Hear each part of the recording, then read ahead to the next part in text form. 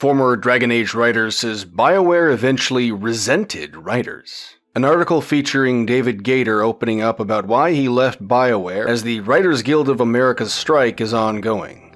Hollywood writers have been on strike ever since media executives and the Writers Guild of America failed to come to an agreement at the bargaining table. Now, multiple video game writers are currently having public discussions about how their craft is undervalued by those looking in from the outside. One of them is David Gaider, lead writer on the existing 3 Dragon Age games. He said that writing went from being valued to being quietly resented at BioWare, and indicated that the lack of support for writing at the studio in those later years contributed to his departure. Which is wild when you consider that it's a studio known for story-rich RPGs. Gaider started tweeting about how writing is constantly undervalued as a discipline, to the point that many don't see the point in paying good money for good writing. He lamented that even those who wanted to enter the field sometimes see it as an easy profession to undertake, not one requiring real skills like art and programming. Even BioWare, which built its success on a reputation for good stories and characters, slowly turned from a company that vocally valued its writers to one where we were quietly resented, with a reliance on expensive narrative seen as the albatross holding the company back, he wrote.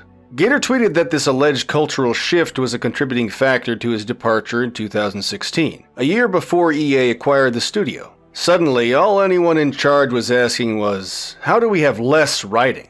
A good story would simply happen via magic wand, rather than be something that needed support and priority.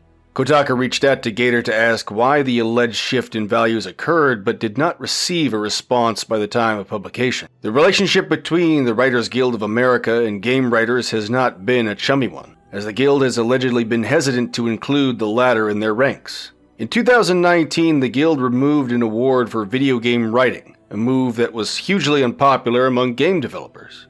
However, some writers, such as Mary Kenny of Insomniac Games, have been vocal in their support for the writer's strike. The Writers Guild of America has rather famously treated game writers like garbage for years. Yet every games writer I've talked to fully supports the strike, she tweeted. So do I. Everyone deserves fair pay and treatment. Despite the complaints about disrespect from the guild, many visible game writers on Twitter see similar struggles in how writing is broadly undervalued. Some have cautioned others in their profession against accidentally crossing the picket line by accepting work from television studios. Do not cross picket lines and do not scab, tweeted a developer from an indie game. If you haven't yet, join your local union.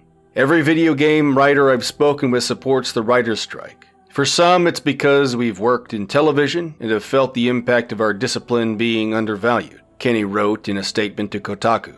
For others, like myself, seeing the Writers Guild of America proposals and their counters or outright rejections paints a clear picture of the threat to writers' livelihoods. Writers of any discipline should be able to make a decent living doing the creative work that keeps TV studios' lights on, not forced to work second and third jobs so an executive can get an extra 7-figure bonus at the end of the fiscal year.